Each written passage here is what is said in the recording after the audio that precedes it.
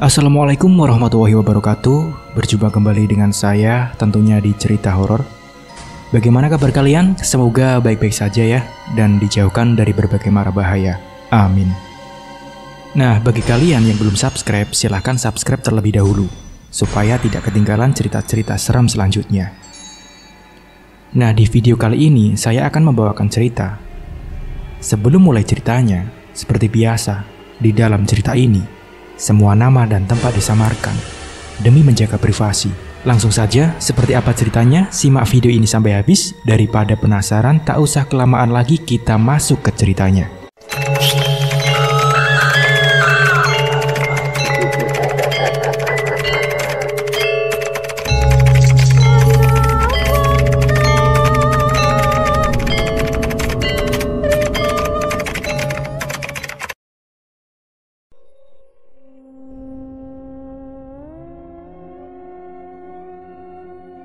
Perlahan kelopak matanya mulai terbuka.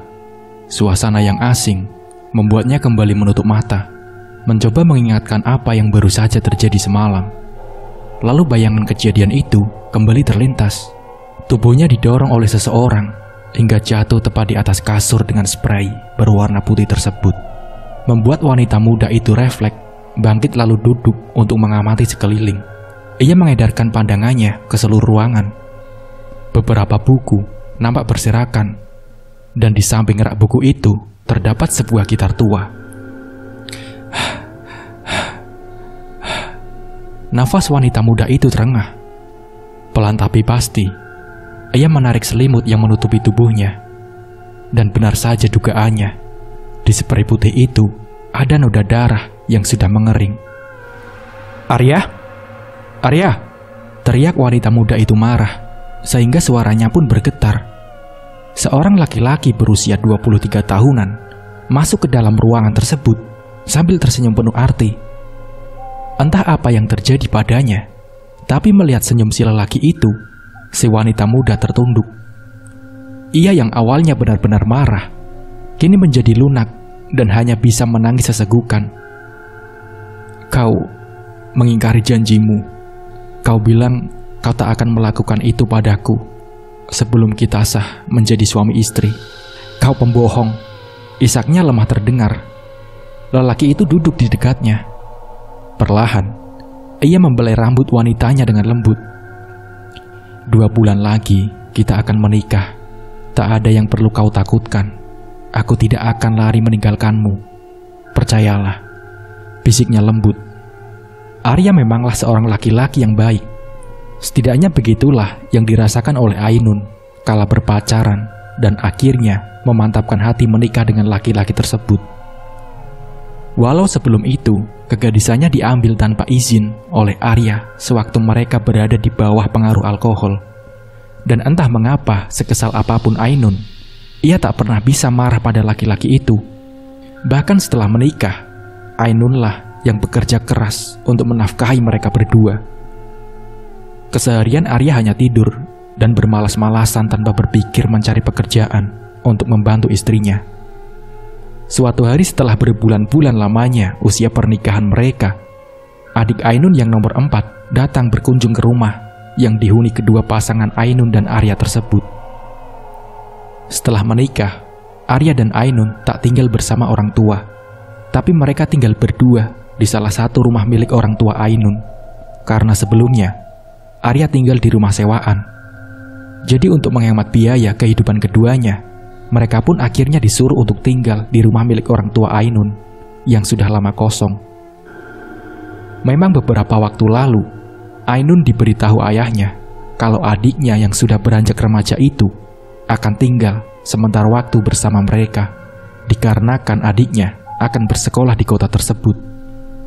Dan iya, Ainun tentu tak keberatan sama sekali. Ia bahkan sangat senang dan antusias menyambut kedatangan adiknya tersebut. Bahkan sudah dari awal, ia membersihkan dan merapikan kamar yang akan ditempati oleh adiknya selama ia bersekolah di sana. Hari-hari berlalu. Tak terasa sudah 1 bulan semenjak adiknya tinggal bersama mereka. Namun tidak seperti bulan-bulan sebelumnya. Hubungan Ainun dan Arya sekarang nampaknya tidak baik-baik saja. pertikaian yang berujung saling diam selalu mewarnai kehidupan rumah tangga keduanya. Tapi Ainun lega karena meskipun hubungan mereka mulai renggang, setidaknya Arya tak bercerita apa-apa kepada adiknya dan masih bersikap ramah pada sang adik. Malam itu hujan turun dengan lebatnya, membuat Ainun yang baru selesai kerja lembur tersebut mau tak mau harus menerobos hujan, mengingat adik dan suaminya yang pasti sedang menunggunya pulang. Namun sebelum ia keluar, Ainun lebih dulu mampir di meja kerja temannya. "Win, kamu kapan pulang?" tanya Ainun kepada seorang wanita berusia 25 tahunan yang sedang duduk menghadap meja kerjanya. Kerjaanku belum selesai kok. Memangnya kenapa, Nun?" jawab Wiwin lalu balik bertanya. Aku lupa membawa jas hujan. Padahal pasti adik dan suamiku sudah menungguku dengan perut lapar, ucap Ainun dengan raut cemas. Ya sudah, kamu pakai jas hujanku saja ya. Ada di dalam jok. Nih kuncinya. Nanti titipkan saja kuncinya sama Om Anto, kata Wiwin seraya memberi kunci motornya. Ainun mengerutkan alisnya. Enggak ah. Kalau aku pakai jas hujan kamu, lalu kamu sendiri gimana? Kata Ainun. Kerjaanku masih banyak, Nun. Serius. Mungkin akan selesai 2 jam lagi. Nggak mungkin kan dalam waktu 2 jam hujannya nggak berhenti? Kata Wiwin. Akhirnya, Ainun pun pulang dengan menggunakan jas hujan milik Wiwin. Singkat cerita, setelah ia sampai di rumah, rupanya pintu rumah terkunci rapat.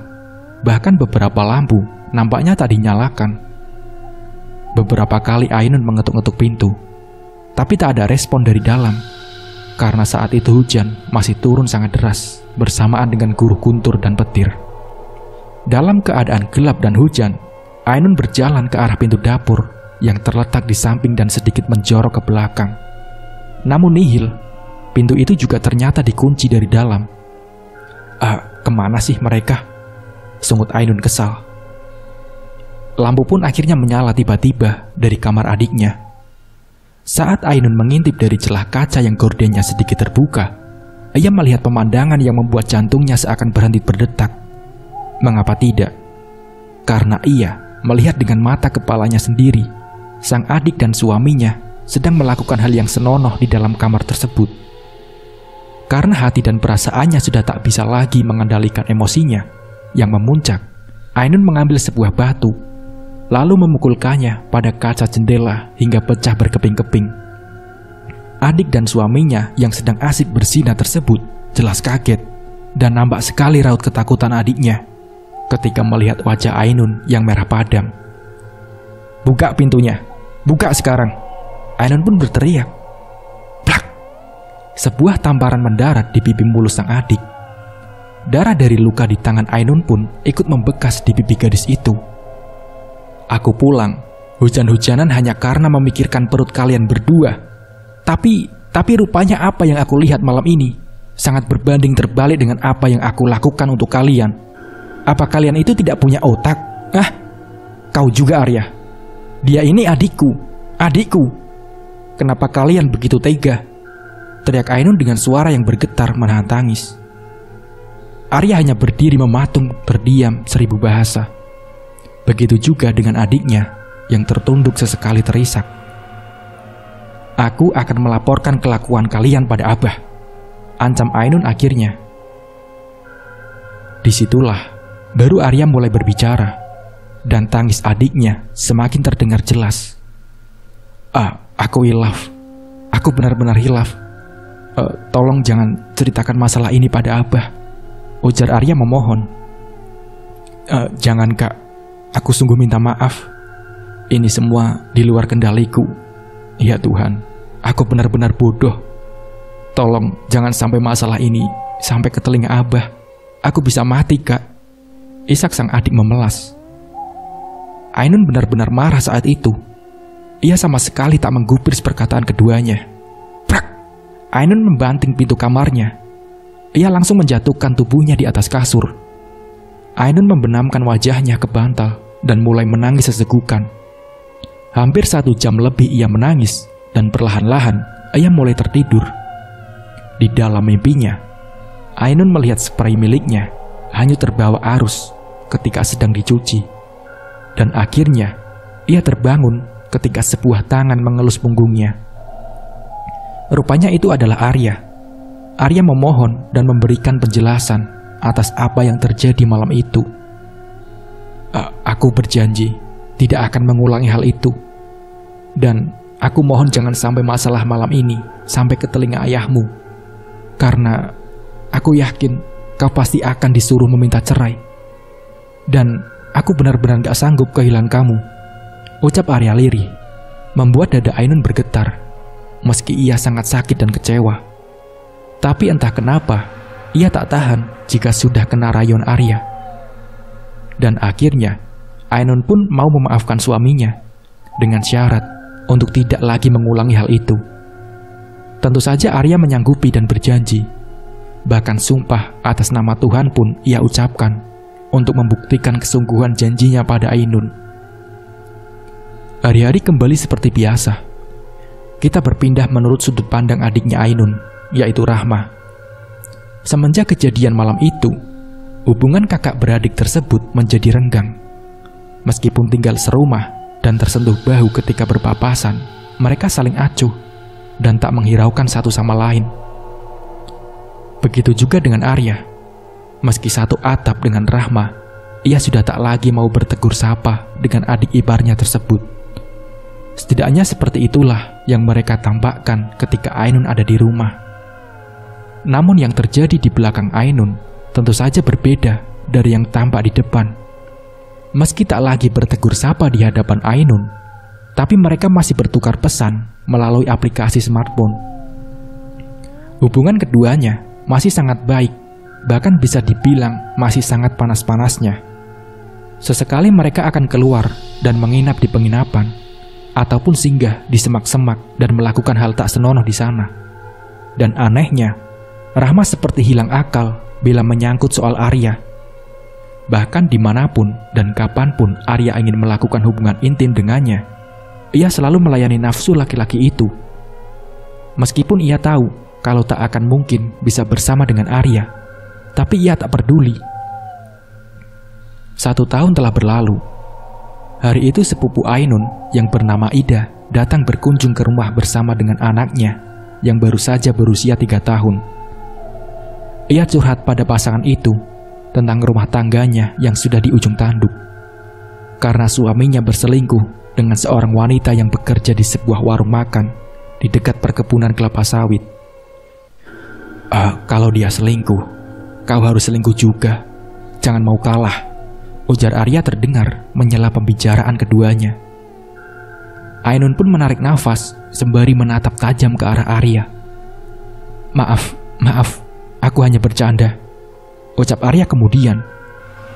Setelah sekian lama mereka mengobrol, Ida pun bermaksud untuk berpamitan pulang. Namun ditahan oleh Ainun yang melihat keponakannya itu sudah tertidur lelap di depan televisi. Kalian menginaplah di sini semalam. Tuh lihat, si Adel sudah tidur dak. Kasian kalau harus dibangunkan. Ida pun melirik putri kecilnya tersebut, dan akhirnya ia pun mengangguk.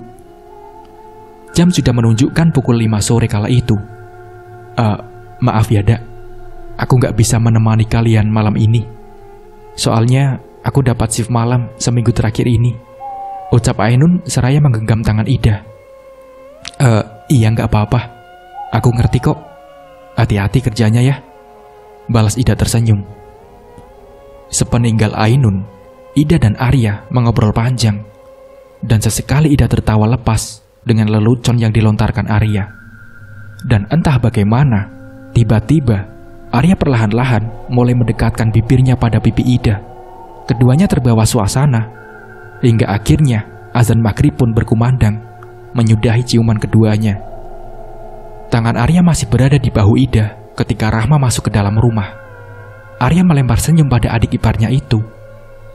Namun Rahma menunjukkan tatapan tak sukanya kepada Ida, yang refleks menggeser duduknya menjauhi Arya. Baru pulangkah Rahma? Tanya Ida berbahasa basi. Namun jelas suaranya terdengar gugup. Kalau aku tidak pulang, apa yang akan kalian lakukan? Ujar Rahma balik bertanya, lalu berjalan dengan langkah kasar menuju kamarnya. Arya menanggapi itu hanya tersenyum.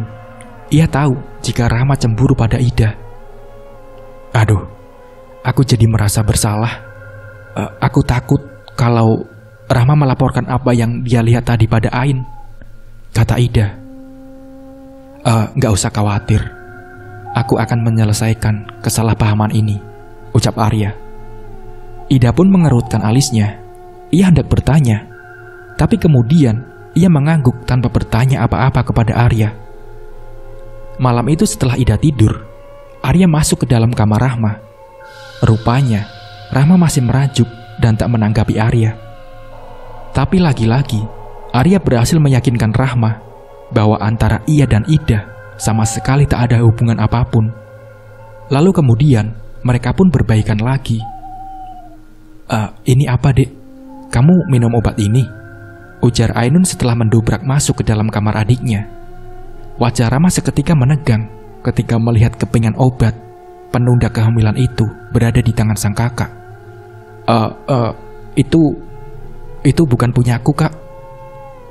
Mana mungkin aku meminum obat seperti itu, Kak. Itu titipan dari temanku untuk ibunya, jawab Rahma. Tapi kenapa temanmu menitipkan obat seperti ini sama kamu? Kenapa nggak dia sendiri yang belikan untuk ibunya? Atau ibunya sendiri yang beli? Tidak masuk akal. Dia sakit dan nggak bisa kemana-mana. Dan ibunya kan ngurus adiknya yang masih bayi itu, Kak. Makanya nggak bisa kemana-mana juga. Rencananya hari ini aku mau antarkan obat ini ke rumahnya dia, kata Rahma. Ainun yang merasa kalau jawaban adiknya itu masuk akal, lalu memberikan obat tersebut pada adiknya. Lain kali, jangan mau disuruh beli obat-obatan yang begini. Nanti bikin orang salah paham sama kamu. Mulai hari ini, aku akan cek isi tas dan kamarmu, ujar Ainun sebelum keluar dari kamar adiknya.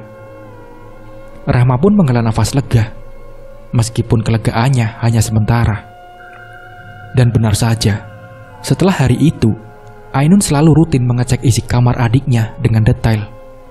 Dan tentu saja tak menemukan apa-apa, karena Rahma sudah tak menggunakan obat penunda kehamilan itu lagi.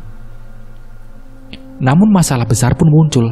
Setelah beberapa bulan masalah penemuan pil KB tersebut, Rahma mengatakan bahwa ia sudah telat haid pada Arya yang tak kalah kagetnya mendengar kabar buruk itu. Kamu sudah tes kehamilan? Tanya Arya sembari mengguncang bahu Rahma dengan kasar. Belum, isak Rahma. Mendengar jawaban Rahma, Arya sedikit lega. Kamu tunggu di sini. Aku akan beli alat tesnya dulu, ujar Arya.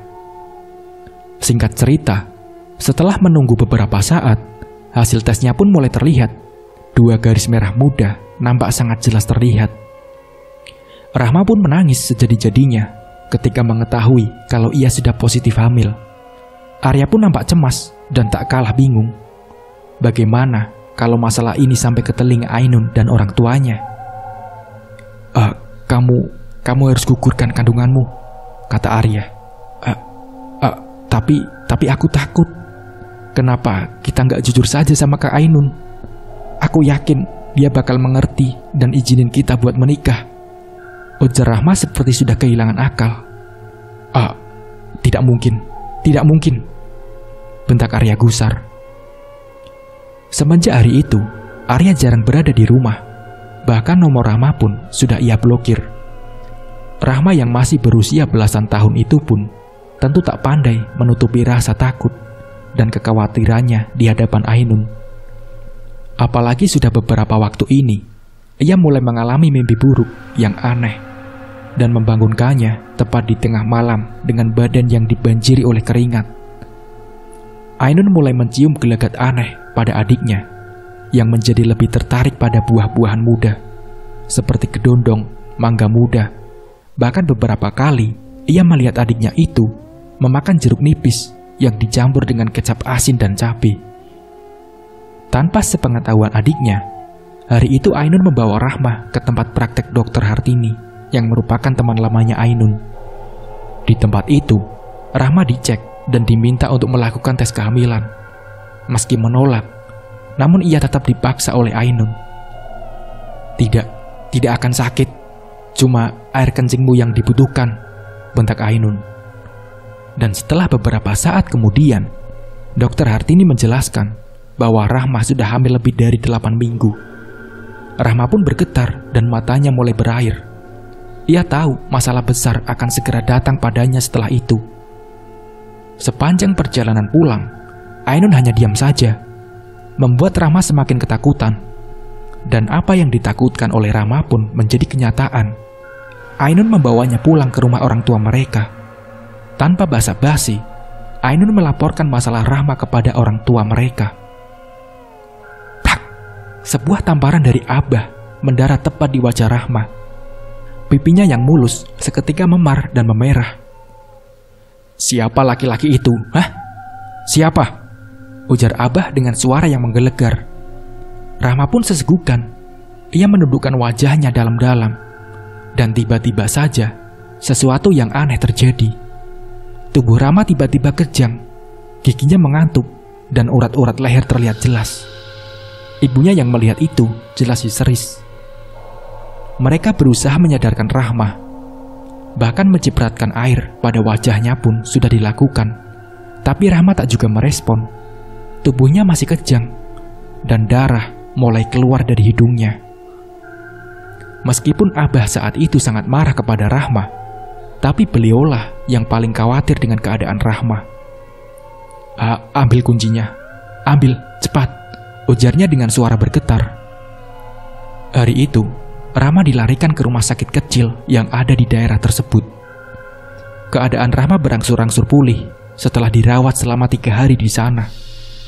Namun sepulangnya Rahma dari rumah sakit, ia menjadi susah diajak bicara dan lebih sering melamun seperti orang linglung.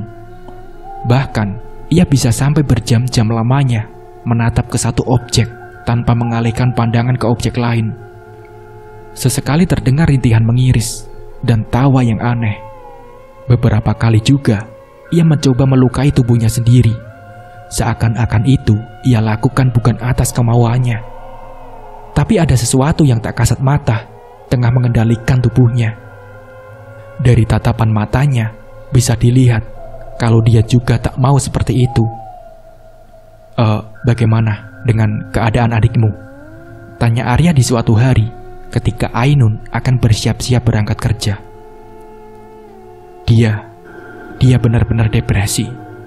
Mungkin laki-laki biadab yang menghamilinya itu tak mau bertanggung jawab. Dan menurutku, bisa jadi laki-laki itu yang mengancam Rahma, sehingga membuatnya hampir gila, kata Ainun. Kasihan dia, semoga lekas sembuh, ucap Arya. Bukan kau kan yang menghamilinya? Kata Ainun. Astaga, pertanyaan macam apa ini sayang? Jelas bukan aku. Kau sendiri pun tahu kan, aku sudah tak bertegur sapa lagi dengannya. Kejadian malam itu hanya sebuah kekilapan, dan aku sungguh menyesal, malu bila mengingat hal itu, jawab Arya. Ainun pun menghela nafas panjang. Terlepas benar atau tidaknya perkataan sang suami, Ainun yakin kalau Arya tak ada kena-mengena dengan kehamilan Rahma. Beralih ke rumah orang tua Ainun. Hari itu, kakeknya yang tinggal di desa lain datang berkunjung untuk menengok keadaan Rahma.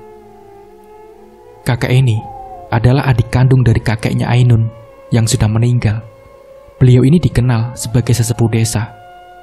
Beliau juga sering dipanggil oleh orang-orang luar daerah untuk berkonsultasi masalah yang berkaitan dengan hal gaib. Rahma berteriak histeris begitu melihat kelebatan bayangan si kakek. Padahal saat itu si kakek belum masuk ke dalam kamarnya dan hanya lewat untuk menemui ibunya Ainun yang tengah memasak di dapur. Untung Pian datang. Saya ingin minta tolong dilihatkan si Rahma itu. Sudah cukup lama dia seperti itu, ujar ibunya Ainun setelah mencium tangan si kakek. Nanti dulu, Aku mau duduk dulu sebentar. Aku minta air kopinya. Setelah minum segelas kopi, barulah beliau berjalan ke arah kamar Rahma. Panas sekali dalam kamar ini, ujar kakak Ainun. Rahma pun menjerit dan berteriak semakin menjadi ketika si kakek mulai mendekatinya. Saat tangan si kakek hendak menyentuh kepalanya, Rahma menghindar dan berhasil menendang kaki kursi kakek. Kepala monyet, kenapa kamu? Kenapa? Ujar si kakek latah setelah hampir jatuh kena tendangan Rahma. Untungnya, di saat yang bersamaan, ayahnya Ainun masuk dan menyangga tubuh si kakek agar tak terjatuh. Ini kena ganggu makhluk halus. Besar sekali badannya yang ada di dekatnya ini, kata kakek Ainun. Lalu bagaimana sekarang? Apa bisa diusir? Kata ibu Ainun. Coba kau pegangi dia, suruh si kakek. Setelah tangan Rahma dipegangi dengan erat, barulah si kakek berhasil menyentuh kepalanya. Rahma berteriak nyaring, lalu kemudian merintih panjang ketika kakek mulai membacakan doa-doa. Ini sedang mengandung ternyata, ujar si kakek. Kelihatankah siapa yang mengirimnya ini? Ujar ibu Ainun. Si kakek pun mengangguk, tapi beliau enggan memberitahukan siapa pelakunya, meski sudah didesak oleh orang tua Ainun. Di tempat yang berbeda, Arya yang sedang tidur siang itu mulai merasakan suhu tubuhnya naik drastis. Wajahnya juga mulai menegang, seakan-akan tahu apa yang baru saja terjadi. Dia kena pelet dan guna-guna dari orang yang sama, gumam kakek. Siapa orangnya? Kata ibu Ainun. Suruh pulang Ainun. Malam ini aku akan mencoba mengobati dan memagari Rahma, ujar kakek tanpa menjawab pertanyaan dari ayahnya Ainun. Lalu kenapa harus ada Ainun? Ainun pasti sedang bekerja, kata bapak Ainun. Lakukan saja, karena Ainun pun dalam bahaya. Sebentar, saya telepon suaminya dulu, kata bapaknya Ainun. Jangan. Kau cukup suruh Ainun sendirian ke sini, bentak kakek.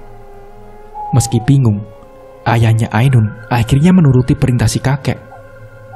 Dan singkat cerita, malam itu pun tiba. Di kamar mandi, sudah disediakan 2 ember besar, berisi mayang dan bunga-bungaan. Ainun yang baru saja pulang dari tempat kerja, langsung meluncur ke rumah orang tuanya dengan mengendarai motor.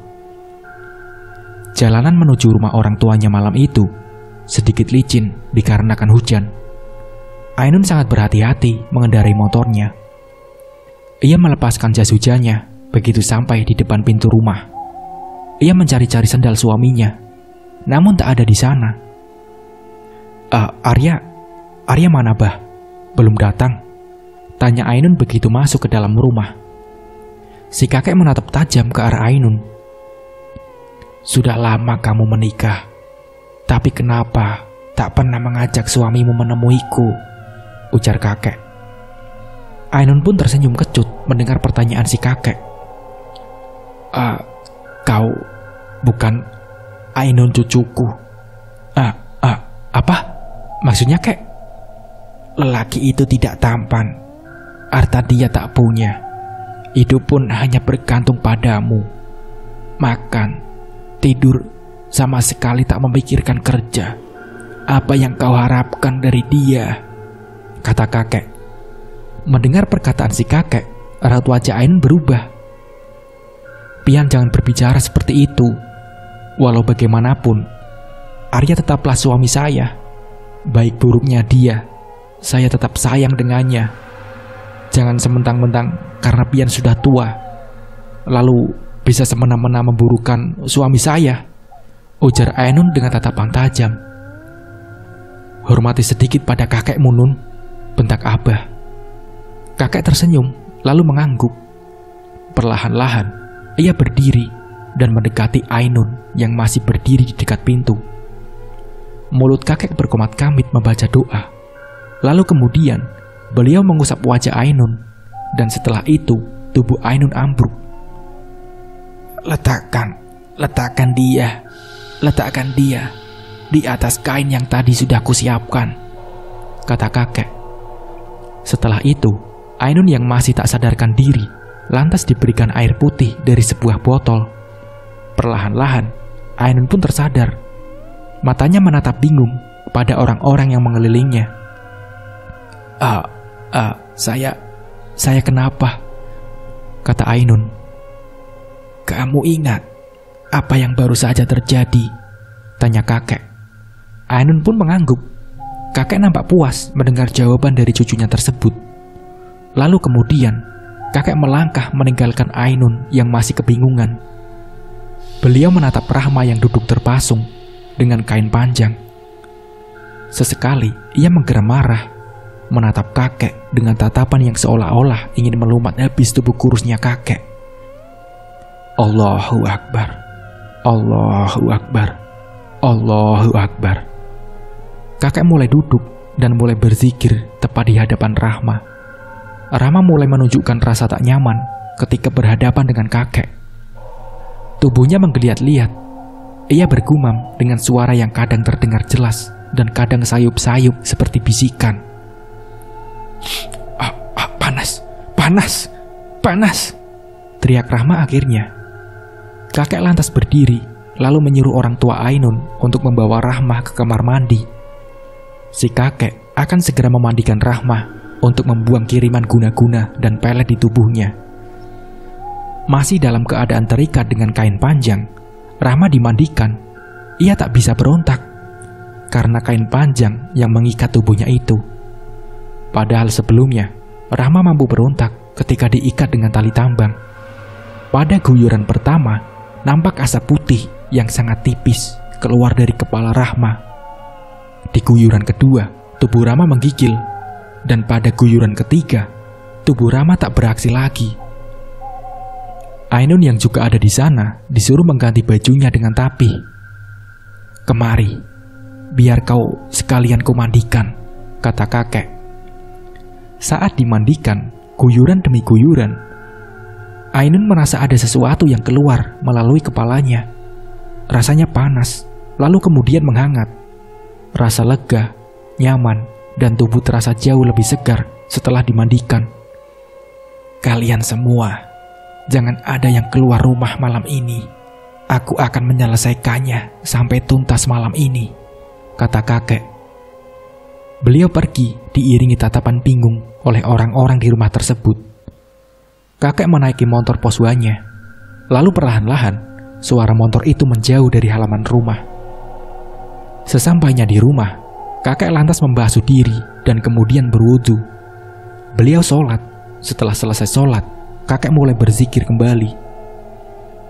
Angin bergemuruh membuat atap-atap seng rumah kakek terangkat dan menciptakan suara riuh. Decitan seng yang bergesekan membuat ngilu siapapun yang mendengarnya. Bersamaan dengan itu, seekor ular merayap masuk ke dalam rumah melalui celah di bawah pintu.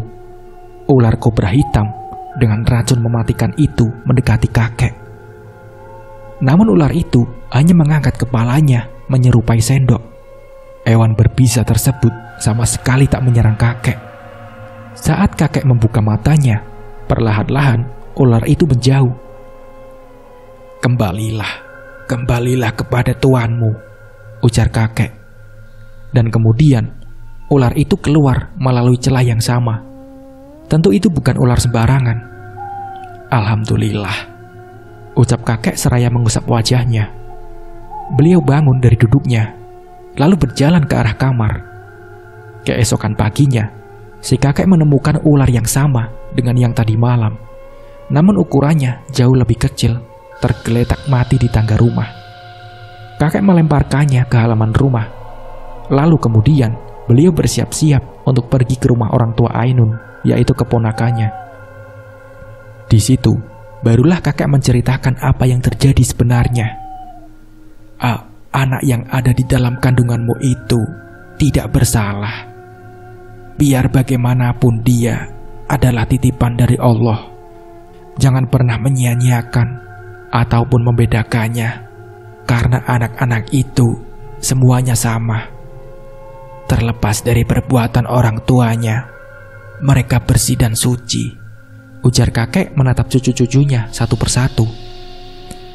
Ainun memeluk adiknya erat. Ia merasa bersalah atas apa yang telah menimpa adiknya itu. Sementara wajah Abah nampak merah padam menahan amarah yang meluap. Kau tak perlu khawatir. Laki-laki itu tak akan mengganggu anak-anakmu lagi. Apa yang dia kirim sudah aku kembalikan.